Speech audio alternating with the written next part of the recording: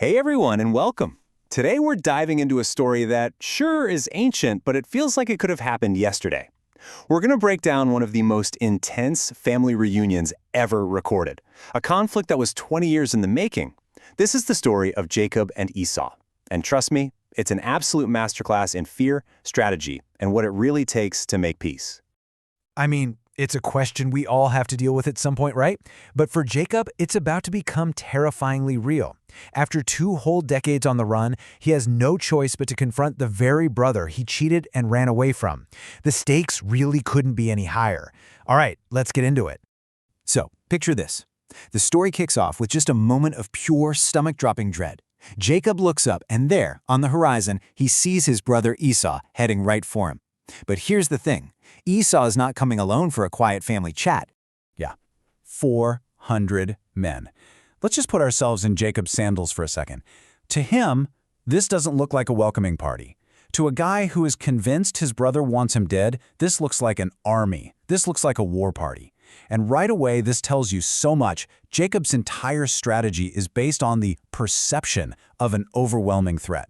So what does he do? He goes into full-on crisis mode. He divides his entire family and possessions into groups. But look at how he does it. This isn't random. He creates a literal human shield.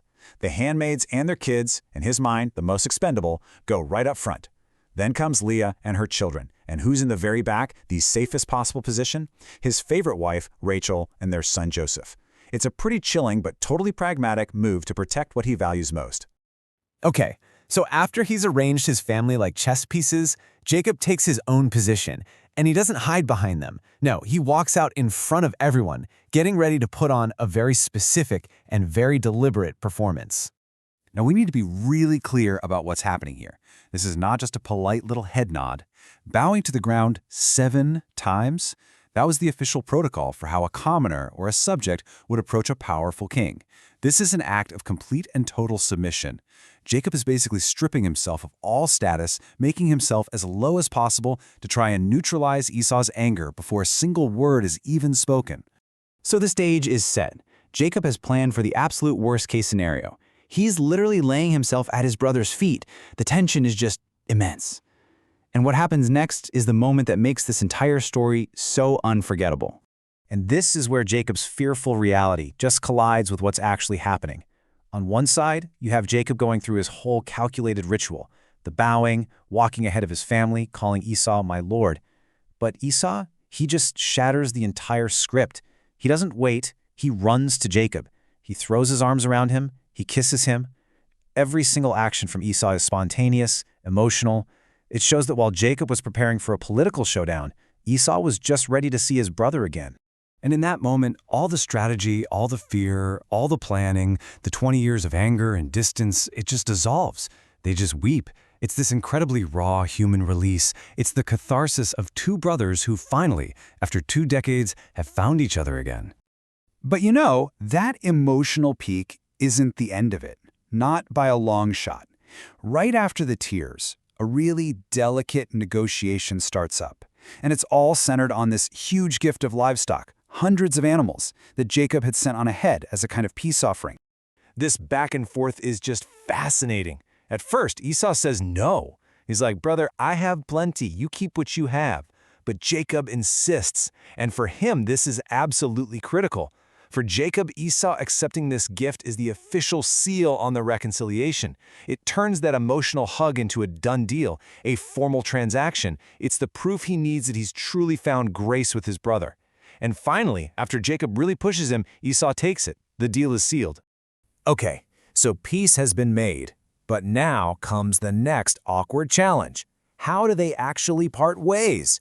These 2 brothers are clearly headed for very different futures, and Jacob navigates this next part with just incredible diplomatic skill.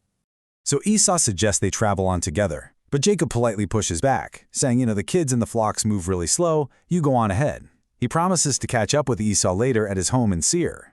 But, as this timeline shows, that's not what happens at all. The second Esau is out of sight, Jacob turns his whole caravan and heads in a completely different direction. It's a polite fiction, a little white lie, that's a masterstroke of diplomacy, all to create the independent space he needs.